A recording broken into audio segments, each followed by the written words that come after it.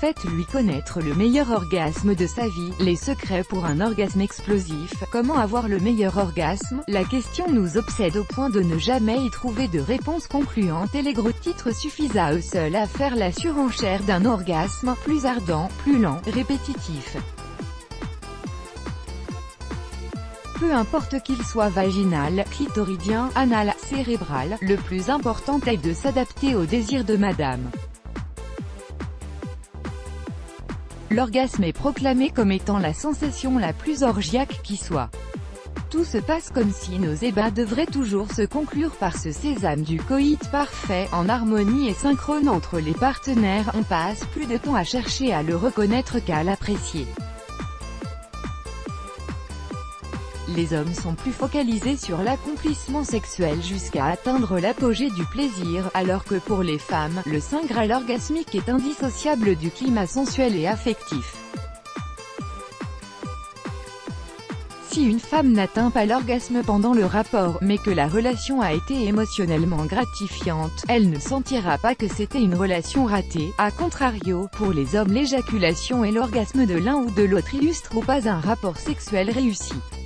L'orgasme, ce grand mystère. Nous ne sommes pas égaux face à ce déluge cataclysmique. Mais il est possible de le reconnaître par l'irradiation d'un plaisir vertigineux qui chatouille les profondeurs du corps, lors d'un rapport avec pénétration ou simplement grâce à des caresses. Le cœur s'emballe, le sang ne fait qu'un tour, le vagin s'humecte, le clitoris s'enfle durcit et c'est là qu'entrent en jeu les contractions musculaires, au niveau du vagin, lesquelles s'intensifient crescendo jusqu'à faire perdre le contrôle de son corps.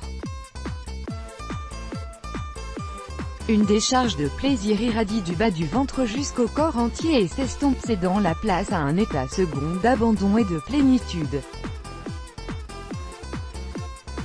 Et l'orgasme fut « Dis-moi comment tu jouis, je te dirai qui tu es, je n'éprouve du plaisir que par la stimulation du clitoris. » Toutes les femmes ou presque disent jouir uniquement de cette manière, il n'y a rien d'anormal à cela.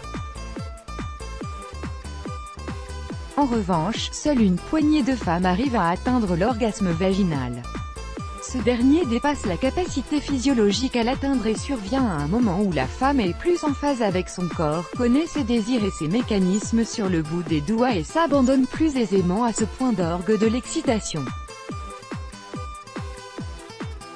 L'orgasme clitoridien est décrit comme concis, aigu et moins intense que le vaginal, lequel est considéré comme une déferlante de plaisir qui se répand le long du corps, à partir du point G, ce triangle des Bermudes méconnu de tant de femmes. L'orgasme ne se borne pas au petit portillon que l'on devine à l'entrée des lèvres, mais se prolonge par la stimulation de zones érogènes diverses, comme les fesses, les seins, le cou, le nombril, etc.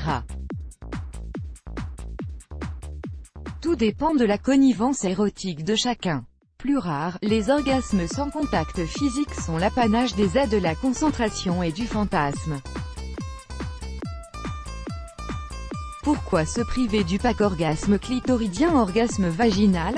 Certes, un orgasme par stimulation du clitoris à lui seul est une onde de plaisir, mais se tordre de volupté grâce à la double action du titillement de notre petit bouton d'amour et d'une pénétration, c'est le feu d'artifice assuré.